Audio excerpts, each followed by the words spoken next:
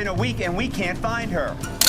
Hannah Graham was a British-American student at the University of Virginia who became widely known following her disappearance in September 2014.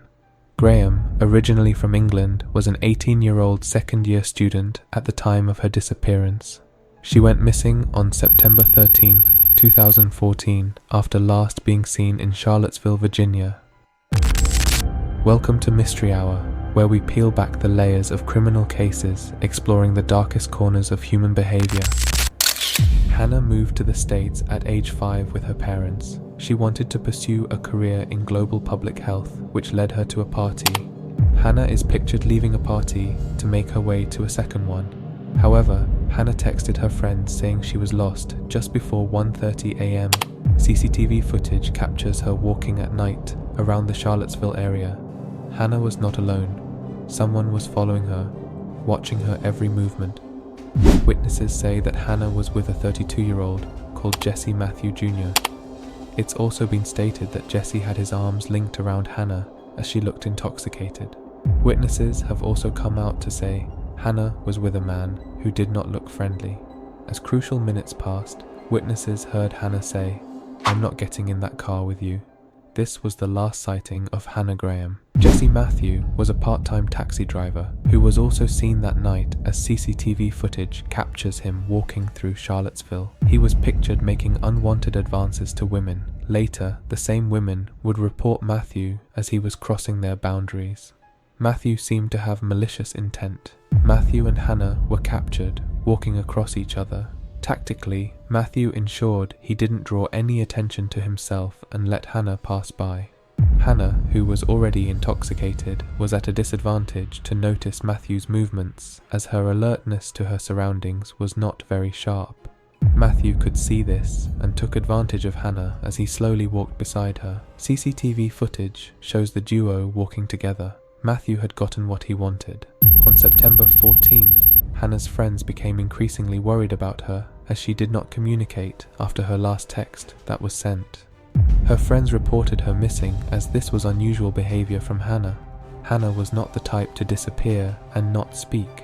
Police began searching immediately as Hannah's disappearance was one of many in the area. Hannah's disappearance gained nationwide attention as this was becoming a frequent occurrence in the Charlottesville area. The detectives were able to create a timeline of Hannah's movement that night. They were able to identify where she was last seen and who she was last seen with. A candlelight vigil was held, and hundreds from the Charlottesville area attended in support of Hannah, her friends, and family. The community came together to search for Hannah as she was still missing.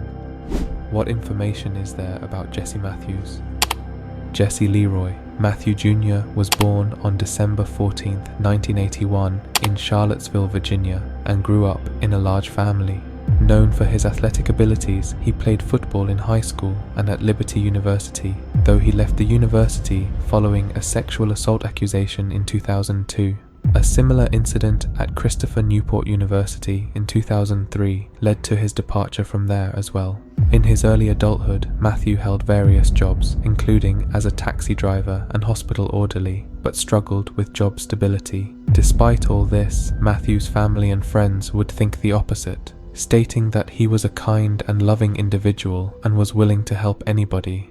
While having an absent alcoholic father and an alleged traumatic childhood, could these be the reasons why Matthews may have committed these despicable acts? The detectives had gained a search warrant to Matthews' apartment, and they had found a phone with a missing SIM card and shorts that were then examined.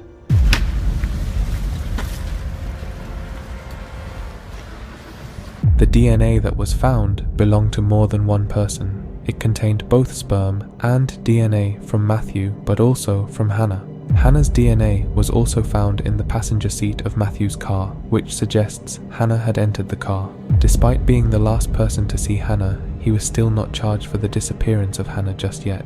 After multiple search warrants to Matthew's apartment, they had taken many things of Matthew's, such as his phone, clothes, and even hair samples. A towel with red and brown stains was also taken from his apartment. The detectives quickly gained access to Matthew's belongings.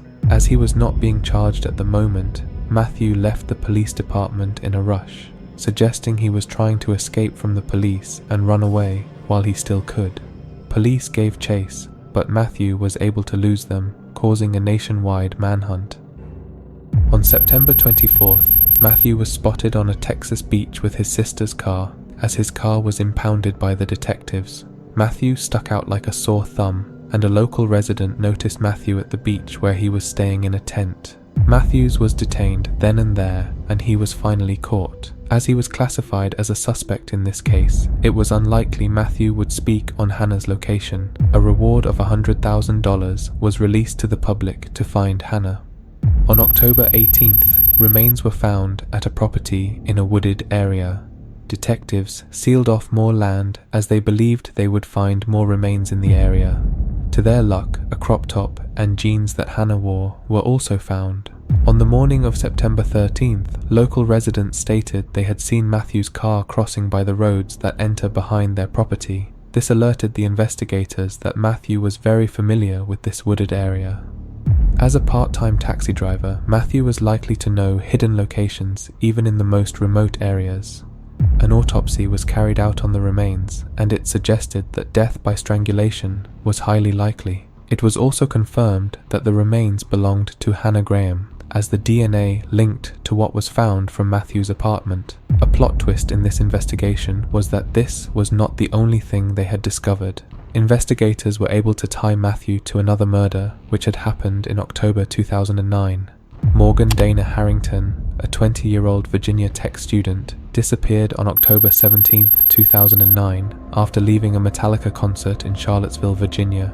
Extensive search efforts followed, but her remains were found on January 26, 2010, on a remote farm in Albemarle County, indicating she had been murdered. The remains of Hannah and Morgan were found 6 miles apart, which further shows that Matthew was very familiar with the surroundings, as he had already done this before with Morgan's body. Jesse Leroy, Matthew Jr., was arrested in September 2014 and charged with the abduction and murder of University of Virginia student Hannah Graham, as well as being linked by forensic evidence to the 2009 murder of Virginia Tech student Morgan Harrington. He also faced charges for a 2005 sexual assault in Fairfax, Virginia. In June 2015, Matthew pleaded guilty to the Fairfax assault, receiving 3 life sentences. On March 2, 2016, he pleaded guilty to the murders of Graham and Harrington, avoiding the death penalty in a plea deal that resulted in 4 consecutive life sentences without parole. His convictions brought closure to the victims' families and underscored the importance of campus safety and violence prevention. If you find our content enjoyable, kindly consider leaving a comment, giving the video a thumbs up, and sharing it with your friends. Your support is highly valued. Stay safe, stay informed, and we look forward to seeing you in the next installment of Mystery Hour.